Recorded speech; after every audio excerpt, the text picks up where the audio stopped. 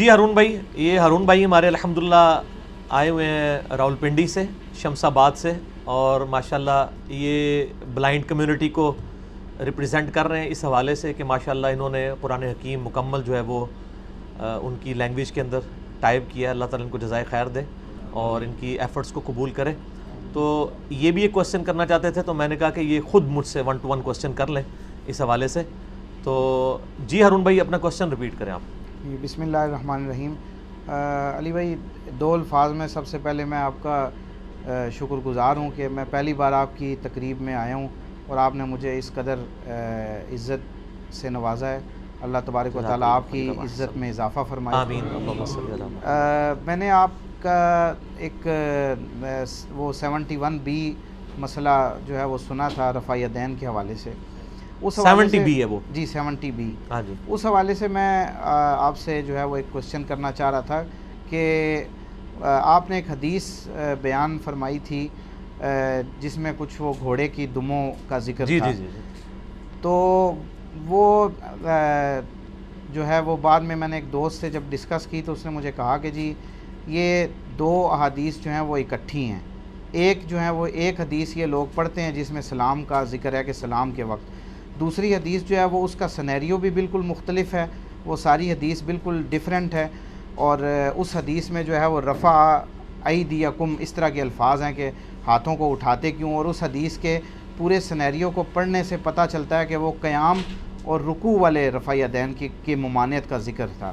تو اس حوالے سے ذرا تھوڑی سی وضاحت فرما دیں. تھوڑی کنفیوژن تھی کہ یہ کیا معاملہ ہے. ہاں جی میرے بھائی، مسئلہ یہ ہے کہ یہ جو یعنی ان کا جو ایکسکیوز ہے نا، اس کو میں نے آلریڈی اگر آپ غور سے سنیں نا 70B مسئلہ جو ہے نا میرا رفع الیدین سے متعلق فرقہ وارانہ نظریات کا تحقیقی جائزہ، اس میں نے ان کے جتنے لیم ایکسکیوزز ہیں نا ان کو بڑا کھول کے بیان کیا ہے. 8 ان کے بڑے بڑے ایکسکیوزز تھے. کبھی کہتے ہیں وفات تک دکھائیں، کبھی کہتے ہیں جی آپ دکھا دیں خلفائے راشدین سے دکھائیں، کبھی کہتے ہیں جی وہ مدینہ شریف میں ختم ہو گیا تھا، مکہ شریف کے اندر تھا.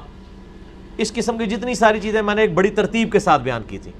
اسی میں نے اس ایشو کو بھی ایڈریس کیا تھا کہ صحیح مسلم میں اوپر تلے 4 حدیثیں ہیں. پہلی بات ہے کہ مسلم شریف کا علم بھی تو ان کو ہونا چاہیے نا کہ مسلم شریف کس اسلوب میں لکھی گئی ہے. صحیح مسلم میں ایک حدیث کے اگر ایک سے زیادہ طرق ہوتے ہیں نا، ایک سے زیادہ طرق، تو وہ طرق جو ہیں وہ امام مسلم ایک جگہ کے اوپر لکھتے ہیں ترتیب کے ساتھ تاکہ پورا سینیریو پتہ چل جائے. صحیح مسلم کی جو پہلی 4-5 حدیثیں ہیں وہ ایک ہی حدیث ہے، مختلف اصحاب سے ہے کہ نبی صلی اللہ علیہ وآلہ وسلم نے فرمایا دیکھنا میری طرف کوئی ایسی بات منسوب نہ کرنا کہ جو میں نے نہیں فرمائی ورنہ اپنا مقام دوزخ میں دیکھ لینا. یہ حدیث حضرت علی سے بھی ہے، مغیرہ ابن شعبہ سے بھی ہے، حضرت ابو ہریرہ سے بھی ہے، حضرت عبداللہ ابن عباس سے بھی ہے، انس ابن مالک سے بھی ہے. اتنے صحاب سے ہیں، وہ ساری ایک جگہ جمع ہے. یہ جو حدیث ہے نا جابر بن سمرہ رضی اللہ تعالیٰ عنہ سے ہے، گھوڑوں کی دموں والی حدیث. یہ 4 حدیثیں ایک ہی چیپٹر کے اندر، اس کے اوپر ایک ہی باب ہے، امام نبوی نے باندھا ہوا ہے، اکٹھی لکھی گئی ہیں. 2 کے اندر کانٹیکسٹ موجود نہیں ہے، 2 کے اندر موجود ہے. ہم بغیر کانٹیکسٹ والی کو لے لیتے ہیں. اس کے اندر کب لکھا ہوا ہے کہ یہ ہاتھوں کا اٹھانا اس وقت ہاتھوں کا اٹھانا ہے کہ رکوع میں جاتے وقت یا رکوع سے اٹھتے وقت؟ اس طرح کی تو کوئی تفصیلات اس کے اندر موجود نہیں ہے. اس میں یہ ہے کہ میں تمہیں دیکھتا ہوں کہ تم سرکش گھوڑوں کی دموں کے مانند ہاتھ اٹھاتے ہو، اس طریقے سے ہاتھ مت اٹھایا کرو. انہوں نے کیسے ڈیڈکٹ کر لیا کہ اس سے مراد رکوع میں جاتے وقت اور رکوع سے اٹھتے وقت والا رفع الیدین ہے؟ اگر یہ مراد لے لیا جائے تو اس میں پہلا رفع الیدین بھی داخل ہو جائے گا، ان کے عید کے رفع الیدین بھی داخل ہو جائیں گے، نماز وطر کا رفع الیدین بھی داخل ہو جائے گا. یہ ان کو دعوی باطل ہے. یہ تو اسی طریقے سے کہتے ہیں کہ جی وہ نبی علیہ السلام جب نماز شروع کرتے تو اللہ اکبر کہتے، رکوع میں جاتے تو اللہ اکبر کہتے، رکوع سے سر اٹھاتے تو سمی اللہ لمن حمیدہ کہتے. بخاری مسلم کی حدیث لیتے ہیں اور پھر کہتے ہیں دیکھیں اس میں تو رفع الیدین نہیں، اس میں تو پہلا رفع الیدین بھی موجود نہیں ہے. تو اس میں نہ پہلے، اس میں اگر ہوتا نا کہ پہلا رفع الیدین آپ صلی اللہ علیہ وسلم فرماتے کہ ٹھیک ہے اس کے بعد والے نہ کرو تو ہم بعد مان لیتے. اس میں الفاظ ہے ہاتھ کیوں اٹھاتے ہو. ہاتھ اٹھانا کس موقع پہ ہے؟ کیا رفع الیدین ہے یا ویسے ہاتھ اٹھانا ہے، کھجلی کرنا ہے؟ اس کو اگلے 2 طرق جو ہے نا اس کو ویریفائی کر رہے ہیں. اور اس میں الفاظ ہیں کہ وہ آپ صلی اللہ علیہ وآلہ وسلم فرمایا اپنے دونوں ہاتھ اپنے زانوں پر رکھو، سلام پھیرتے وقت صرف دائیں بائیں سلام کر لو.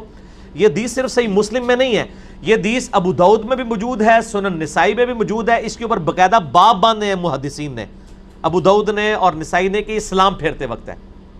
یہی باب صحیح ابن خزیمہ میں، ابن حبان میں موجود ہے. اور امام بخاری کی جو کتاب ہے جز رفع الیدین، اس میں انہوں نے اسی حدیث کے کانٹیکسٹ میں لکھا ہے کہ ان لوگوں کو اللہ کے عذاب سے ڈرنا چاہیے جو اس حدیث کو رفع الیدین کے اوپر لگا کے اس کی منسوخیت کا دعویٰ کرتے ہیں. وہ ڈرتے نہیں ہیں کہ اللہ کا عذاب ان کے اوپر آ جائے کہ وہ حدیث کی تعریف کر رہے ہیں. یہ امام بخاری نے سر لکھا ہے جز رفع الیدین میں. ہارون بھائی جی ٹھیک ہو گیا. پھر ان کے گھر کی گواہی یہ ہے کہ مولانا تقی عثمانی جو مفتی اعظم پاکستان مانے جاتے ہیں دیوبند کے، انہوں نے دروس ترمذی میں باقاعدہ ان کے دروس چھپے میں انہوں نے کہا ہے کہ یہ علمی خیانت ہے ترک رفع الیدین کے اوپر مسلم شریف کی ان حدیث کو پیش کرنا، کیونکہ ان کو پتہ ہے کہ وہ خیانت کر رہے ہیں ان کے علماء. پھر بریلویوں کے مفتی احمد جہاں نعیمی صاحب نے جال حق کتاب لکھی ہے، دنیا جان کی وہ ہر لیم ایکسکیوز لے آتے ہیں اپنے آپ کو صحیح ثابت کرنے کے لیے. انہوں نے رفع الیدین کے ترک پہ جتنے دلائل لکھے ہیں نا، اس دلیل کی ذکر تک نہیں کیا انہوں نے، ورنہ تو پہلے نمبر پہ لے کے آتے. ان کو بھی پتا تھا کہ یہ اس طریقے سے، اور ہمیشہ سے محدثین ان چیزوں کا جواب دیتے ہیں کہ انہوں نے یہ اسی طریقے سے. ہارون بھائی جس طرح آپ پوچھیں نا تراویح کتنی ہوتی ہیں، کہتے ہیں 20، کہتے ہیں کس طرح، کہتے ہیں تراویح، وی آ گیا بچ تو تراویح وی ہو گیا. اس میں رفع ایدیکم، وہ تو تھپڑ مارنے کے لیے بھی کسی کو ہاتھ اٹھایا جائے تو وہ بھی رفع ایدیکم ہی ہوگا. ٹھیک ہے، ہاتھ اٹھانے کا محل لکھا ہی نہیں ہوا کہ رکوع میں جاتے وقت، رکوع سے اٹھتے وقت، اس طرح کی کوئی تفصیل نہیں لکھی ہوئی ہے. خام خواہ اس طریقے سے اپنا لقمہ قرآن و سنت کے منہ میں ڈالنا یہ بالکل دشمنی ہے. اور آپ میرے اس کے علاوہ بھی کلپ دیکھیں، انہوں نے جدھر جدھر بھاگے ہیں نا جی، میں نے ادھر ادھر ان کے پیچھے گیا ہوں. انہوں نے کہا جی مناظرہ ہوا، میں نے جز رفع الیدین سے مناظرہ ثابت کیا ہے رفع الیدین کے اوپر امام حنیفہ کا حدیث کی کتابوں سے. پھر یہ کہتے ہیں نہیں خوابوں میں بزرگوں کے اشارے ہوئے ہیں. میں نے سنن دارقطنی سے صحیح سند سے، سند کی تو ضرورت نہیں ہے، امام دارقطنی خود کہہ رہے ہیں کہ میرا استاد جب مجھے رفع الیدین کی حدیثیں لکھواتا تھا تو کہتا تھا بیٹا ساتھ یہ بھی لکھ کہ میں بھی پہلے حنفیوں کے مذہب پہ تھا، اہل کوفہ کے. حنفی تو لفظ بھی استعمال ہوتا ہے. لیکن ایک رات نبی علیہ السلام کی مجھے خواب میں زیارت ہوئی، آپ نے رکوع میں جاتے وقت اور اٹھتے وقت رفع الیدین کیا، تو میں بھی پھر اس طریقے سے نماز شروع ہو گیا. یہ رفع الیدین کی حدیثوں کے ساتھ امام دارقطنی کے استاد لکھوایا کرتے تھے، اور میں نے ایچ ڈی کیمرے میں وہ سنن دارقطنی بریلویوں کا ترجمہ دکھایا. سند کی ضرورت ہی کوئی نہیں، امام دارقطنی خود اپنے استاد سے نقل کر رہا ہے. اب ہم ان کو خواب بھی دکھا رہے ہیں محدثین کے، ان کے بابوں کے نہیں. پیچھے کون سی بات رہ گئی ہے؟ ٹھیک ہو گیا. تو دل بے ایمان تے وجدان ٹھیر، ان کی جتنے لیم ایکسکیوزز ہیں نا، میں نے ان تمام کے جواب دیے ہیں، اور اس میں نے اس ایشو کو بھی ایڈریس کیا. تو آپ کو سمجھ آ گئی بات کی؟ ہاں جی.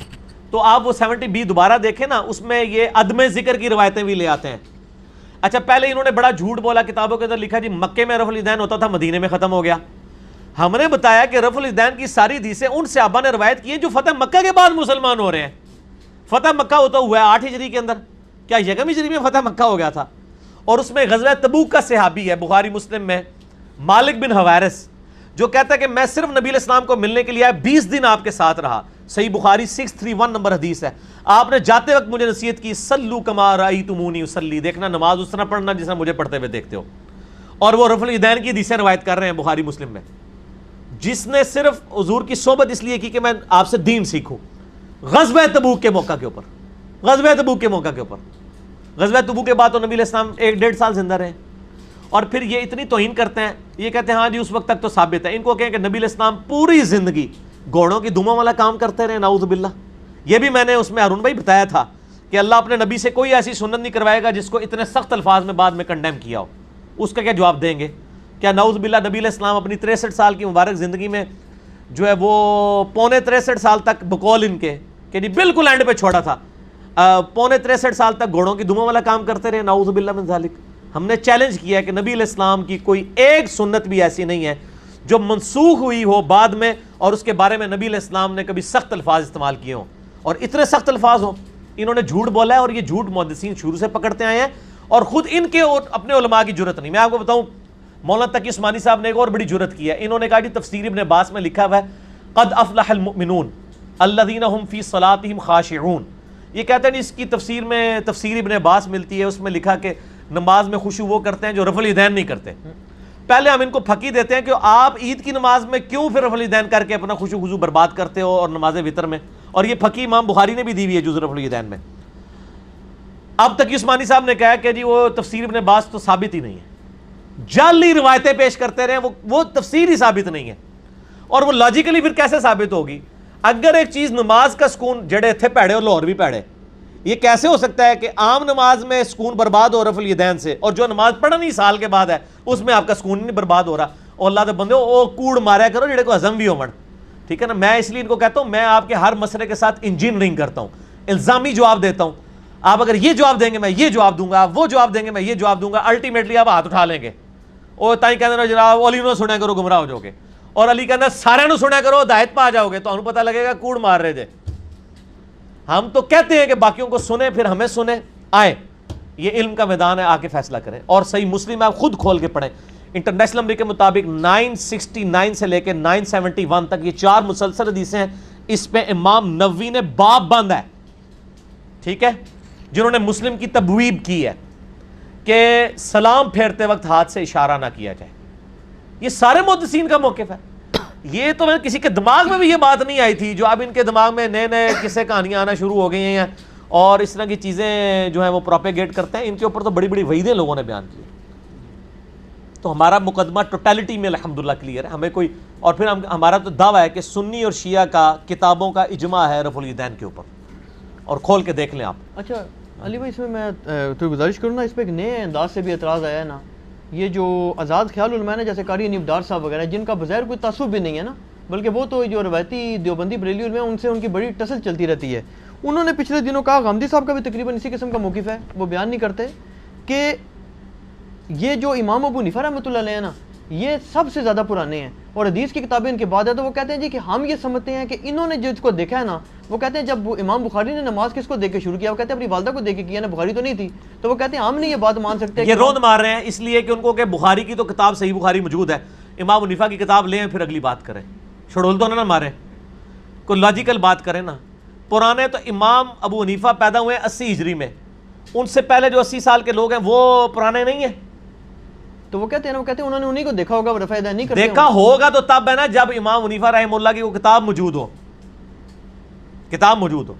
پھر امام حنیفہ رحمہ اللہ کے زمانے میں جو اور باقی محدثین ہیں جو ان کے استاد ہیں, کون ہے جی؟ امام جعفر ہے نا. جی امام جعفر تو رفع الیدین کرتے تھے نا, سنی شیعہ دونوں مانتے ہیں. جی. تو انہوں نے کس کو دیکھا ہے؟ امام حنیفہ نے تو چلو کسی کو دیکھا ہے نا, امام جعفر کس کو دیکھ کے گئے, ٹھیک ہے. تو یہ بات ہے نا ایک دعویٰ کرنا. اور پھر ان کے لیے تو میرے پاس بہت بڑی پھکی ہے نیفڈار پارٹی کے لیے, یہ عملی تواتر اجماع کو مانتے ہیں. جی تو ان کو کہیں کہ عملی تواتر جو ہے وہ جہاں پہ دودھی دودھ دے کے جاتا ہے وہاں کا مانا جائے گا, یا جہاں پہ بھینس موجود ہو وہاں کا مانا جائے گا. دودھی تو گٹر کا پانی بھی ملا کے آپ کو, تالاب کا بھی پانی ملا کے دے گا. ہمارے تو یہاں پہ دودھی لے گئے ہیں سارا کچھ. دین کہاں پہ نازل ہوا ہے؟ عرب کی سرزمین میں. اور تاریخ میں کبھی عرب کی سرزمین میں نبی علیہ السلام کی وفات کے بعد کفار کی حکومت نہیں آئی ہے. ایون برٹش حکومت میں بھی انہوں نے ان کو آزاد چھوڑا ہوا تھا. تو صحابہ کی اولادیں کہاں بیٹھی ہوئی ہیں؟ مکہ مدینے میں. تو رفع الیدین کرتے ہیں. تو عملی تواتر بھی ماننا پھر ان کا مانا جائے گا نا سر. آپ لوگوں کا تو عملی تواتر نہیں. آپ کے عملی تواتر میں تو میں حنیف ڈار صاحب سے پوچھتا ہوں کہ اکثریت جو ہے وہ تو قبروں سے مانگنے کی قائل ہے. تو حنیف ڈار صاحب کو کہ مانگیں گے قبروں سے؟ وہ کہیں گے نہیں, ان کے ذاتی عقائد ہے. تو ایک جگہ رکے تو صحیح نا. ہم تو کہتے ہیں آئے عملی تواتر کے اوپر, عملی تواتر پہ آئے تو عرب کا عملی تواتر مانا جائے گا, ہندوؤں کی اولادوں کا نہیں, اور سکھوں کی اولادوں کا عملی تواتر نہیں مانا جائے گا, بت پرستوں کی اولادوں کا. جو صحابہ کی اولادیں ان کا مانا جائے گا. ٹھیک ہوگا.